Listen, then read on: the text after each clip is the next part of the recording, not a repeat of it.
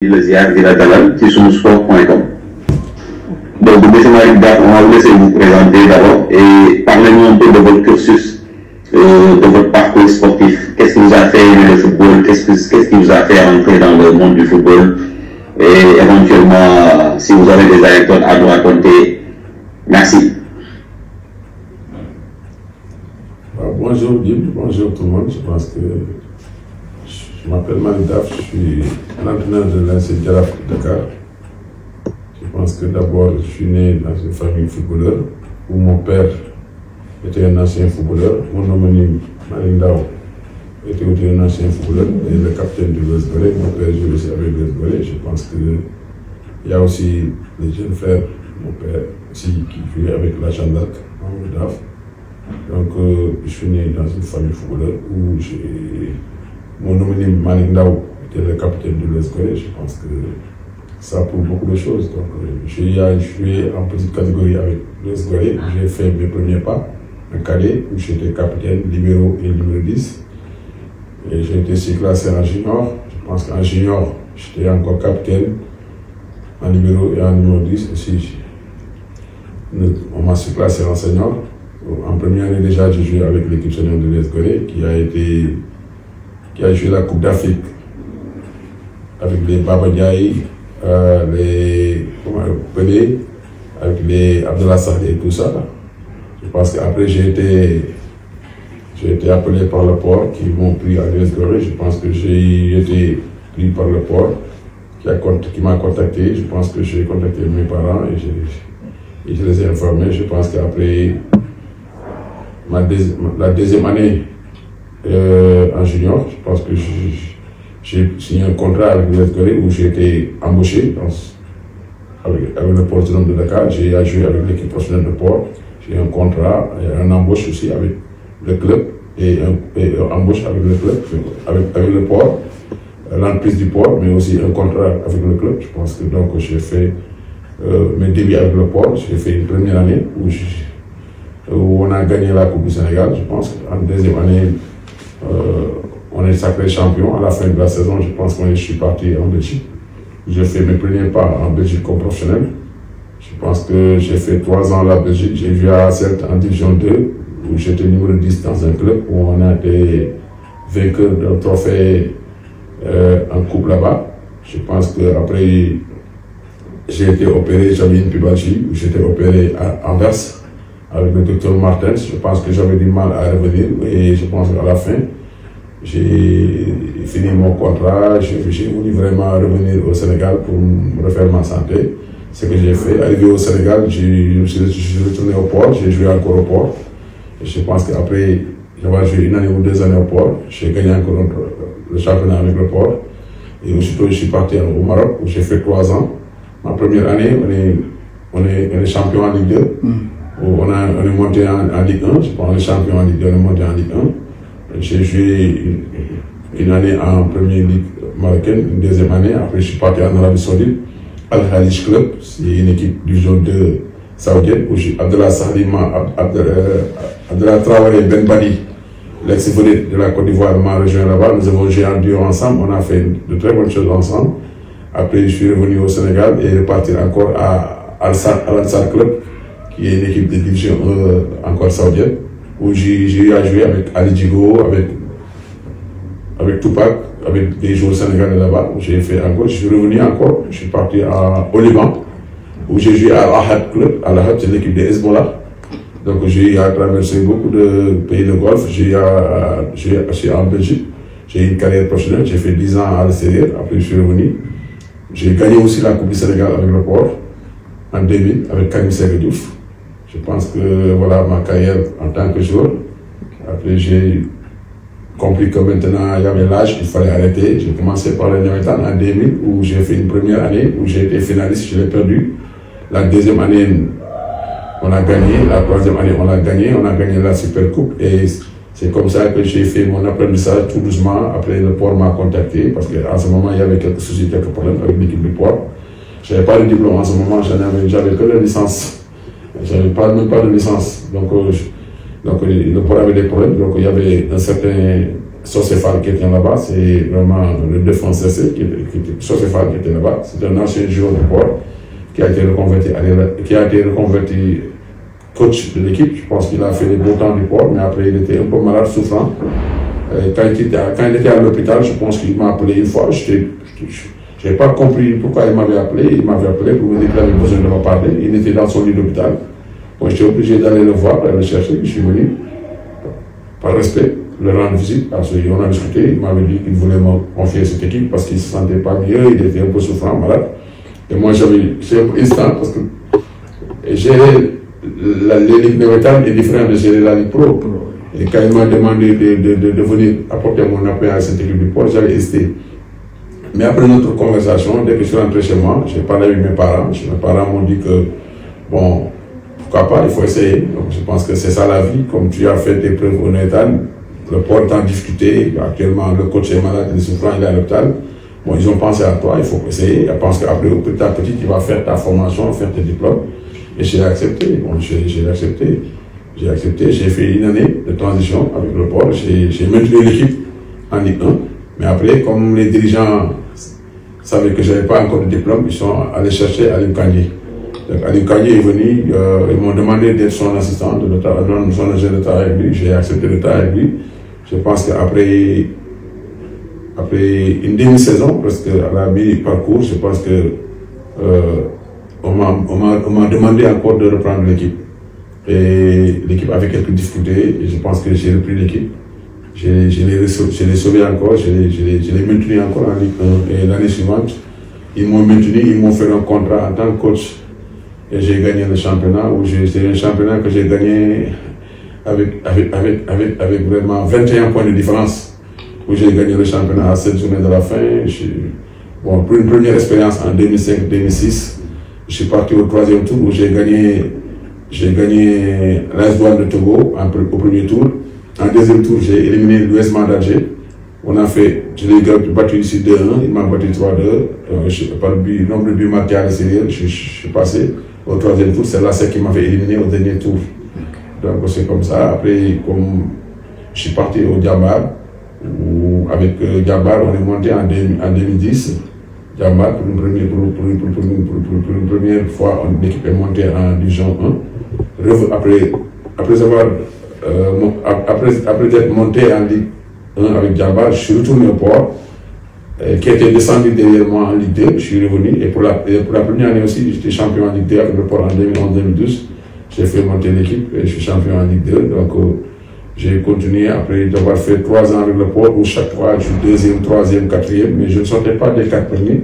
Mais je n'arrivais pas à gagner avec toujours des nouveaux, parce que le Port, il formait des joueurs et chaque fois, les joueurs à la fin du championnat, ils partaient dans les autres clubs. Donc c'est difficile de garder l'ossature. Donc chaque fois, c'était un éternel recommencement.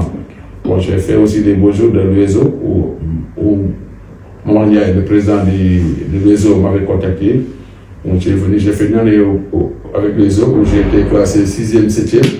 Je pense que je n'ai fait qu'une seule année avec l'UESO. Après, je me suis retiré, j'ai arrêté. J'ai même démissionné moi-même parce que je voulais arrêter. Parce que, comme on dit, c'est ça, j'avais décidé d'arrêter.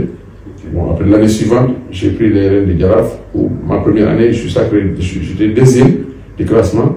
La 2e année, en 2018, je suis sacré champion du Sénégal avec le Jaraaf en 2018. Avec le Jaraaf. Bon, en 2019, je suis allé au 3e tour aussi avec le Jaraaf, pour une première expérience avec le Jaraaf au 3e tour. J'ai passé au premier tour, 2e tour et 3e tour, je suis éliminé. Bon, j'ai raté tous les 2 fois le coach. Mais en 2021, bon, comme il y avait le Covid, et que vraiment c'était un peu difficile, je pense, bon, il y avait TV FC avec Youssou Dabo qui était premier, le Jaraaf était 2e, mais on a arrêté le championnat à mi-parcours, à la fin du phase d'arrêt, on a arrêté le championnat. Donc, les 2 équipes devaient partir en Coupe d'Afrique. Donc, Youssou Dabo devait partir en Champions League, moi je vais partir en Coupe CAF. Donc, je pense que Dieu a fait que tous les 2 ont réussi à passer le cap, à franchir les phases de poule. Donc, Youssou Dabo et avec moi, c'était une première depuis l'ère professionnelle de rentrer dans les phases de poule. Je pense que l'expérience que j'ai gardé cette ossature qui était champion en 2018, cette ossature jusqu'en 2021. Donc, cette même ossature est allé jusqu'en quart de finale avec quart de finale de la Coupe d'Afrique. Oui. Bon, après, je suis parti aussi avec les sélections, où vraiment j'ai fait une carrière avec Koto que j'ai rampé. J'ai été agent de Koto pendant des années. On a été 2 fois finaliste perdu en U20 junior, demi-finaliste en Coupe du Monde U20 en 2015. Je pense qu'après Koto aussi, j'ai fait affaire mon temps. J'étais dans le sélectionneur des cadets, où j'ai été 2 fois vainqueur de tournoi IFOA, 2 fois vainqueur de tournoi LINAF, du tournoi des Maghrébiens, 2 fois vainqueur de tournoi des tournois internationaux en Turquie. Je pense que j'ai été 8e finaliste de la Coupe du Monde. Et je pense qu'on est qualifié aussi en Zambie, où on a été éliminé, mais on a fait une évocation où vraiment il y avait une faute des attaquants guinéens. Après, finalement, le Sénégal est passé. Je pense qu'on est allé jusqu'à 8e de finale, où on a gagné le premier match contre les États-Unis 4-1. On a battu la Hollande 3-1. Le Japon nous a battu 1-0. Après, on a perdu contre l'Espagne 2-1, je pense. Mais après, comme on dit, j'ai fait une deuxième année avec. J'ai fait encore une deuxième tournoi avec les U20 où j'ai gagné encore le tournoi IFOA, mais avec 2 cycles différents. Parce que le premier cycle, c'était les Pape Matar Sarr, les Michael Ngor Faye, les Birame Diao, les Souleymane Faye. Je pense que c'est le premier cycle, c'était les générations. Après, j'ai fait encore un autre tournoi où j'ai gagné avec d'autres cycles, avec Amélie Diop, avec, comment dirais-je, Ibou,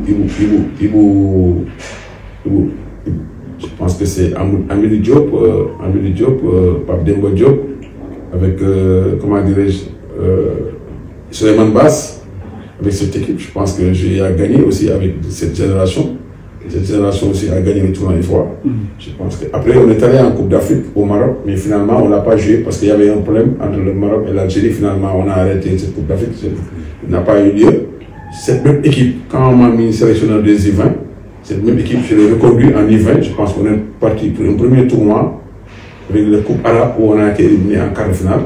Cette équipe qui a joué le tournoi IFOA pour une première fois en Mauritanie, on a gagné ce tournoi IFOA en Mauritanie. Après, cette même équipe est allée gagner la Coupe d'Afrique du 20 en Égypte. Je pense que ça, c'est la carrière de Mali. C'est aussi le CV de Mali Daf. Okay. Merci.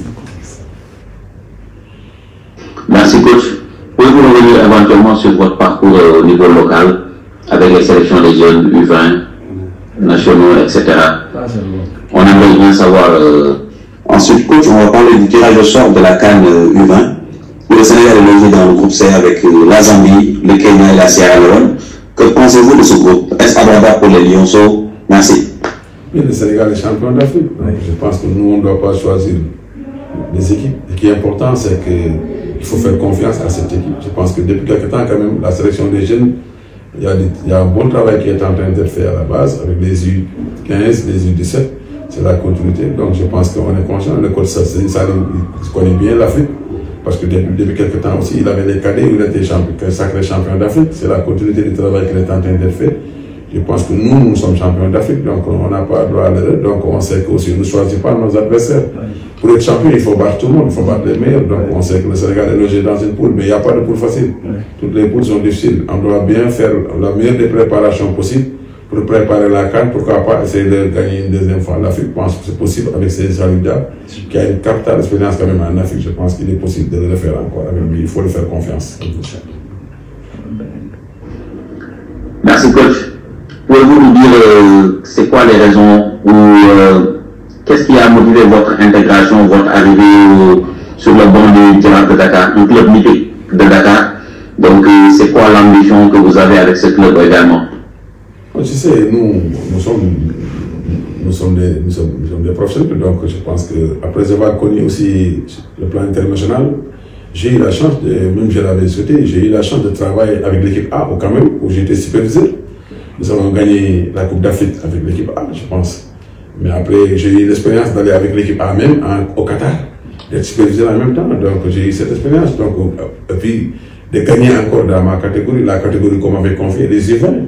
Donc j'ai eu à participer à beaucoup de compétitions africaines. J'ai eu la chance de gagner, de tuer les meilleurs, de gagner à des compétitions africaines et d'aller aussi conquérir l'Afrique. Donc j'ai dit que pourquoi pas, comme je l'ai fait avec les sélections nationales, pourquoi pas venir le faire avec les clubs. Donc c'est mon ambition personnelle, donc il n'y a rien. Donc j'avais une ambition seulement de venir relever le défi avec le foot local, essayer de faire mieux, d'être capable de gagner les trophées. Et comme j'ai dit, je suis revenu au Jaraaf, j'avais l'ambition de gagner le titre pour une première expérience. Ça n'a pas marché, mais quand même il y a des choses très positives. Mais quand même, déjà rentrer dans les phases de poule qui est très difficile avec le club sénégalais, je pense que c'est pas évident. Où je l'ai fait, bon maintenant, comme on dit, la petite vient en mangeant. Et je pense que l'année passée, si j'avais construit une belle équipe, mais au finish, j'ai perdu deux de mes meilleurs avec Soane, qui est parti avec l'APR de Rwanda. Il y a aussi Emetene qui est parti avec Al Hilal. Si j'avais gardé tous mes deux meilleurs là et renforcé l'équipe, je pense que ça aurait été mieux d'aller conquérir l'Afrique. Mais perdre les deux meilleurs et renforcer avec d'autres joueurs qui n'ont pas encore ce capital d'expérience d'aller jouer en Afrique, c'était difficile. Mais malgré tout, on n'a pas été ridicule. On s'est bien comporté. Il manquait un brin de chance pour se qualifier parce que quand vous avez Huesma, Alger avec ASEC d'Abidjan dans une même poule où vous avez le même nombre de points, ASEC 8 points, c'est les grosses différences qu'on vous a éliminées. Déjà, ça veut dire que c'est un pari gagné. Mais comme on dit, l'appétit vient en mangeant, c'est en forgeant qu'on devient forgeron. On a beaucoup appris en Afrique et je pense qu'Inch'Allah, la prochaine fois, si nous retournons, Inch'Allah, on va faire mieux, Inch'Allah. Merci coach. Quand on parle du Jaraaf récemment, on pense à l'élimination lors des barrages de la Coupe CAF. Peut-être on peut revenir sur ce sujet et nous dire quel enseignement vous tirez de cette élimination. Merci.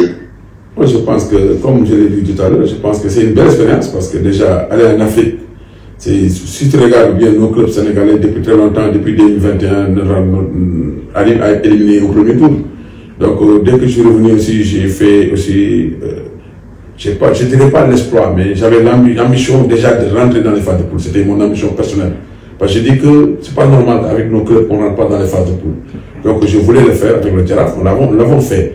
Mais comme on dit, malheureusement, je suis tombé dans une poule qui n'est pas facile, mais qui n'est pas difficile, mais quand même avec des équipes qui ont une capitale expérience. Bon, si tu regardes Huesma, il était champion il y a 2 ans de cette Coupe CAF. Si tu regardes l'ASEC, il était demi-finaliste de cette Coupe CAF il n'y a même pas 2 ans ou 3 ans. Donc, tu vois, cette équipe qui a une ossature de longue haleine, des ossature élargie, avec des joueurs qui connaissent bien cette compétition, qui retournent régulièrement. Et je pense que c'est une équipe qui a une capitale expérience dans cette compétition. Malgré tout ça, on a rivalisé avec ces équipes.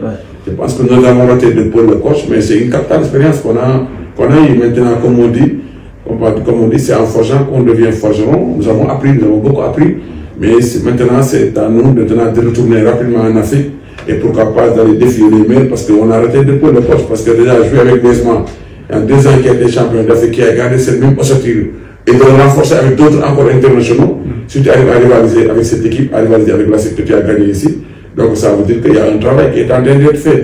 Maintenant, il faut dire que aussi sur le plan sur les moyens, les équipes sont un peu au-dessus de nous parce qu'ils ont ces moyens qui leur permettent d'aller chercher les meilleurs joueurs là où ils se trouvent pour aussi mettre leur équipe dans d'excellentes conditions. Mais malgré tous nos moyens, avec le président qui a fait énormément d'efforts, les dirigeants comme le président Chassé, ils ont fait des efforts, mais comme on dit, nous ne sommes pas encore au niveau des autres sur le plan moyen et infrastructure. Maintenant, il faut avoir de l'humilité en sachant que c'est dans le travail qu'on pourra y arriver, il reste encore des choses à faire. Maintenant, focus sur le championnat, essayons d'être champion cette année pour essayer de retourner en Afrique. Je pense qu'en forgeant, on devient forgeron et nous connaissons maintenant le chemin. Maintenant, si nous retournons, je pense que ce sera une autre chose. Ensuite, on aimerait bien savoir, est-ce que le manque d'infrastructures sportives au niveau de Dakar n'a pas été un frein ou un handicap pour le Jaraaf de Dakar? Merci. Mais vous l'avez dit, un manque d'infrastructure peut être un handicap pour toutes les équipes ici autour de Dakar. Je pense que c'est normal. Mais je pense que, heureusement pour nous, je pense que le président Chessek a compris vite les choses. Je pense qu'ils ont fait le terrain Gaspard qui est là à côté. Je pense que c'est un terrain synthétique qui est là pour le Jaraaf. Je pense que ça nous donne aussi un avantage par rapport à beaucoup de clubs parce que nous, on s'entraîne l'après-midi, le matin, avec le temps qu'on veut, parce que maintenant le terrain appartient au Jaraaf. Donc au début, c'était difficile pour les autres, mais je pense que maintenant, il y a un terrain qui est à disposition. Maintenant, c'est à nous de faire le boulot et de travailler pour y arriver. Donc je pense qu'il n'y a pas mille solutions, parce que déjà quand tu as un terrain à ta disposition, c'est facile, parce qu'il y a beaucoup de clubs qui ont des problèmes de terrain. Parfois ils vont aller louer des terrains, sillonner de gauche à droite, même parfois c'est des problèmes d'heures d'entraînement et tout ça. Mais le Teraf, maintenant avec Chassek, je pense qu'il y a un terrain qui est à notre disposition, le terrain Gaspard. Maintenant, comme on dit, focus sur le travail, avoir de l'humilité, aussi essayer d'atteindre les objectifs qui sont fixés, Inch'Allah. Merci coach. Étant un coach très expérimenté, surtout au niveau africain, avez-vous été contacté par la Fédération sénégalaise de football, par exemple, pour intégrer le staff de Pape Thiaw pour la CAN, juste pour la CAN en fait, ou dans les missions de prospection des adversaires potentiels du Sénégal? Merci. Non, je pense que je n'ai pas été contacté par la fédération. Je pense que j'ai entendu beaucoup de choses murmurer par-ci, par-là, mais comme on a mis mon nom parmi les 7 remplaçants d'Aliou Cissé, ça me fait plaisir. Ça veut dire que les gens reconnaissent le travail qu'on a fait. Donc aussi, quand vous êtes dans un pays où vous avez tout gagné, vous avez fait votre preuve, je pense que c'est important que les gens aient une reconnaissance de votre travail. Et maintenant, comme on dit, tout le monde ne peut pas être entre nous sélectionneurs. Maintenant, comme on dit, il faut qu'on choisisse quelqu'un, puisque c'est Pape Thiaw qui a été choisi. Moi, je lui souhaite une très bonne chance. Et je lui souhaite tout le bonheur et la réussite pour le Sénégal, parce que sa réussite est la réussite de tous les Sénégalais. Donc nous tous, on est derrière lui pour l'apporter notre soutien et pour le pousser à la victoire finale, parce que le Sénégal reste une grande équipe en Afrique. Je pense que c'est le premier équipe. Le Sénégal reste la première équipe africaine depuis quelques années, une constance dans les résultats. Je pense que, comme on dit, il y a 2 ans, on était champion d'Afrique. Maintenant, il faut retourner au focus, au travail pour préparer la CAN, essayer d'aller conquérir l'Afrique pour le gagner à nouveau, pour avoir une deuxième étoile. Ça, je pense que l'on peut le faire avec la qualité des jeunes que nous avons, avec aussi les jeunes qui poussent pour rentrer dans cette équipe. Moi, je pense que nous avons tout ce qu'il faut pour aller gagner. Maintenant, nous lui souhaitons bonne chance et essayons de l'apporter notre soutien pour le bien-être du football sénégalais, Inch'Allah. Merci coach. Et que pensez-vous de la poule du Sénégal, notamment avec la RDC, le Bénin et le Botswana? Pensez-vous que le Sénégal est largement favori ou il doit se méfier quand même de la RDC ou du Bénin? Merci coach. Non, le Sénégal reste le favori de ces poules, mais quand même, il faut avoir de l'humilité. Parce qu'aucun match n'est gagné d'avance. Le football reste le football, il n'y a plus de petites équipes. Mais on ne peut pas dire que le Sénégal n'est pas favori dans cette poule. Le Sénégal est loin du Bénin, est loin de la RDC, est loin de l'autre équipe. Maintenant, comme on dit, focus sur le travail et préparons bien la CAN. Je pense que ce ne sera pas serré sur le gâteau, il n'y aura pas de match facile. Mais je pense que le Sénégal a les qualités nécessaires pour aller gagner la CAN. Ça, il ne faut pas qu'on en doute. Le Sénégal reste le Sénégal depuis quelques années quand même. Le Sénégal est constant dans l'échiquier africain. Je pense qu'on n'a pas droit à l'erreur. On a la capacité, avec l'effectif qu'on a, avec les jeux qu'on a, d'aller conquérir encore ces trophées. Je pense qu'on peut le faire. Parce que les jours ne manquent pas. Donc maintenant, prions-nous tous, soyons unis pour un seul but. Et comme il manque au Tindamli, que ce soit les dirigeants, que ce soit les supporters, que ce soit les entraîneurs, tout le monde soit unis pour accompagner Pape et son staff pour le pousser à la victoire finale. Inch'Allah, je pense qu'il est possible de le faire. Merci coach. On va parler un peu infrastructure. Pensez-vous que l'État du Sénégal, que ce soit le régime actuel ou l'ancien régime, ils ont assez mis de moyens sur le plan infrastructure afin d'aider les clubs et les équipes nationales à mieux se préparer, surtout les équipes nationaux juniors, etc. Pensez-vous que l'État a assez mis de moyens et est-ce qu'il y a vraiment photo avec les clubs maghrébiens, par exemple, qui à chaque fois nous éliminent lors des compétitions africaines? Non, il n'y a même pas photo.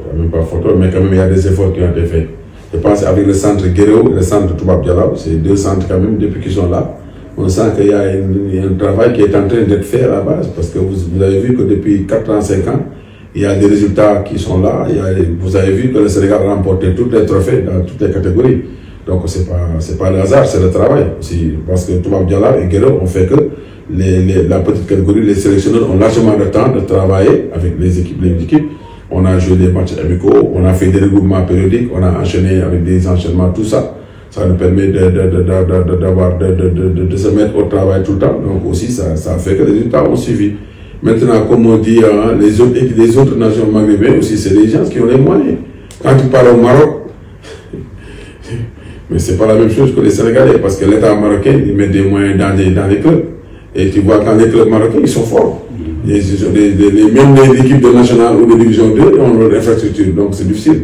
Mais on ne peut pas se rivaliser, mais quand même nous restons le Sénégal, donc comme on dit, on n'a pas le choix. Avec les moyens de bord, on essaie toujours de tuer les meilleurs et de faire des résultats, parce que c'est ça aussi le football. C'est pas seulement quand on a les moyens qu'on fait les résultats. Parfois tu peux avoir peu de moyens et faire des résultats. Mais je pense qu'on aurait pu avoir tout ça pour être mis à l'aise et faire le travail, faire le job tranquillement, mais aussi avec le pays aussi. C'est pas seulement le football, il y a beaucoup de problèmes qui sont là et vous le savez, nous le vivons. Parce que l'État sénégalais fait des efforts, mais lui demande encore de faire des efforts. Parce que nous avons besoin d'avoir des terrains partout pour que les jeunes jouent au football, pour que le championnat se déroule normalement et ça va faire aussi progresser le foot local. Et quand le foot local est bon, le football est bon et je pense que déjà ça c'est le plus important, Inch'Allah. Ensuite, est-ce que vous pensez que l'État a mis assez de moyens dans le football local, notamment à aider aussi les clubs, les dirigeants de clubs pour atteindre leurs objectifs, remporter pourquoi pas une coupe africaine dans le futur? Merci. Non, pour le moment, nous ne sommes pas là. Je pense que l'État, comme vous le connaissez, les gens demandent, les présidents de clubs, ils vont avec leurs moyens de bord, avec leur poche, l'argent de bord. Ce qui leur appartient. Je pense que c'est difficile, mais quand même, parfois c'est difficile. Parce que quand tu pars en Afrique, parfois, même pour les billets, c'est un peu difficile avec les ministères. Nous avons beaucoup de problèmes. Par exemple, cette année, avec le Giraffe, nous avons eu des problèmes, même avec les billets. Je pense que, regardez le match contre Opera United, quand on devait partir à Botswana, je pense que nous avons fait un long voyage où on a fait Dakar, Bamako, Addis Abeba, Zimbabwe, Harare. Après Harare, Botswana encore. Même arrivé dans le pays de Botswana, on a fait une autre fois pour aller jouer dans une ville. Donc je pense que c'était un voyage très difficile. On est venu à 48 heures pour aller jouer un match, donc c'était fatigant. Même quand on a joué contre l'Algérie, moi je suis venu le samedi matin avec un groupe de joueurs, 8 joueurs qui devaient jouer. Donc c'était pas évident. Je pense qu'il y a beaucoup d'efforts à faire. L'État accorde pour l'aide des clubs sur le plan financier parce que, bon, les Sénégalais, il y a des clubs qui ont des problèmes même pour payer leurs joueurs. Donc ça veut dire que déjà, pour le Sénégal, il y a des clubs Ligue 1, Ligue 2 qui ont des problèmes pour payer leurs joueurs et qui payent moins aussi leurs joueurs. Donc c'est pas tellement ça. L'État doit encore faire plus, aider les clubs à avoir des moyens pour pouvoir aussi chercher les joueurs, les meilleurs joueurs africains là où se trouvent.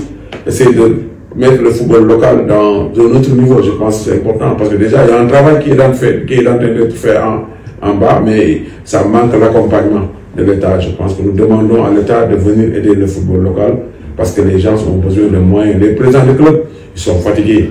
Je pense qu'ils sont très fatigués parce que les présidents de clubs sortent de l'argent de leur propre pour donner ça aux joueurs, donc c'est pas seulement ça. Je pense qu'on a besoin d'avoir aussi les entreprises, on a aussi les sociétés, que tout le monde vienne aussi apporter leur soutien au football local. Je pense qu'on a besoin de ça. Ensuite, vous qui avez beaucoup d'expérience au niveau local, pouvez-vous dire si réellement un club sénégalais peut remporter à nouveau une coupe africaine dans un futur proche? Merci. Oui, c'est possible. Je pense que c'est possible. Comme on dit, en forgeant, on devient forgeron. Si nous continuons à gagner des trophées sur le plan local, continuer à aller en Afrique, je pense qu'on va avoir cette expérience. Parce que aussi l'Afrique reste l'Afrique. C'est tout le temps les meilleures équipes qui sont là-bas. Donc c'est des équipes qui reviennent régulièrement dans cette compétition. À force d'y aller, donc il acquiert une certaine expérience. Cette maturité-là leur permet d'être constant et de faire des résultats. Donc je pense que si les clubs sénégalais aussi veulent rivaliser avec ces clubs, il faut d'abord savoir gagner dans leur propre pays. Je pense que de gagner des trophées et retourner régulièrement en Afrique, c'est comme ça qu'on tue les meilleurs et c'est comme ça qu'on devient meilleur aussi. Je pense qu'il est possible de le faire parce que cette année, avec le Giraffe, je pense qu'on a arrêté de pour le coach, il y avait de la place pour le faire. Parce que si on avait gagné le match qu'on n'aura pas là-bas, donc on aurait qualifié en quart de finale. Donc c'est ça aussi la réalité des choses. Mais comme on dit, c'est les erreurs qui sont là, mais maintenant, la prochaine fois, on va essayer de gommer tout ça, de nous préparer mieux. Comme ça, les erreurs que nous avons faites, comme ça, on ne va plus les refaire. Et je pense que c'est possible de le faire avec des clubs comme le Giraffe, comme Teguet, comme les Gorée, comme la Douane, comme les autres clubs qui sont là. Je pense que tous les clubs peuvent le faire. Et en tant qu'expérimenté dans le domaine aussi, comment se passe la détection des jeunes talents, des joueurs au niveau de vos clubs et au niveau des centres de formation? Comment ça se passe aussi? Moi, je pense qu'avec les centres de formation, déjà, ils ont des représentants partout dans le pays, dans les régions. Donc, ça leur permet de détecter les jeunes d'abord et de faire des tests dans les régions avant de rallier ici à Dakar pour faire le grand test. Je pense que les clubs comme le Jaraaf aussi, je pense qu'on fait des détections, on essaie de sillonner Dakar, d'avoir les meilleurs jeunes possibles, essayer de les mettre dans la petite catégorie. En tout cas, on a une académie aussi cette année. Depuis l'année passée, avec le Jaraaf, les gens sont en train de bien travailler. Il y a des jeunes joueurs qui ont l'âge de 13 ans, 15 ans, 14 ans, 16 ans. Donc, on est en train de bien travailler à la base. Je pense que d'ici 2 ans, 3 ans, on verra ce que ça va donner. Mais en tout cas, maintenant, tout le monde a compris que maintenant, pour avoir une équipe forte, il faut avoir une académie à la base, essayer de travailler à la base, essayer de former les jeunes, pour les faire apprendre aussi et comme connaître aussi qu'est-ce que c'est que le haut niveau. Je pense que c'est important. On a également beaucoup de joueurs qui quittent le championnat local, qui partent en Europe. Et la plupart des cas, les clubs formateurs ne reçoivent pas gain de cause. Qu'est-ce qui pourrait corriger cette anomalie?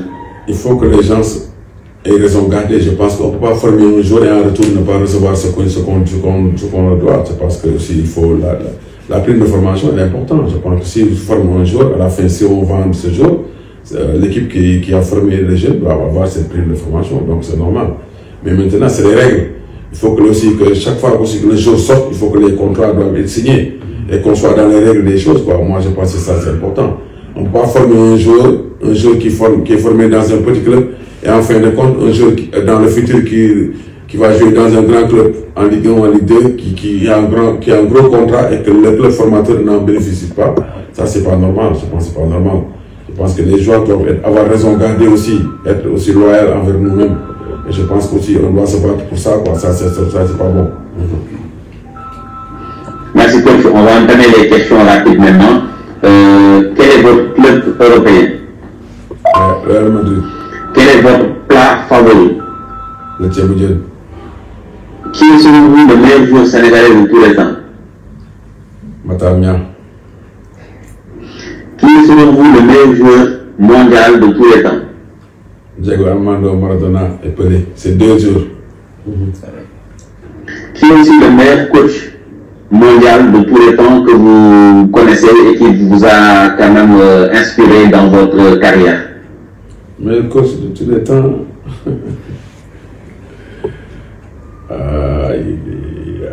En tout cas, il y a des coachs qui m'inspirent beaucoup, que j'aime beaucoup. Il y a Pep Guardiola, il y a Ancelotti, il y a Mourinho. C'est des coachs de profils différents, mais chaque coach a des choses que moi j'essaie d'apprendre sur eux.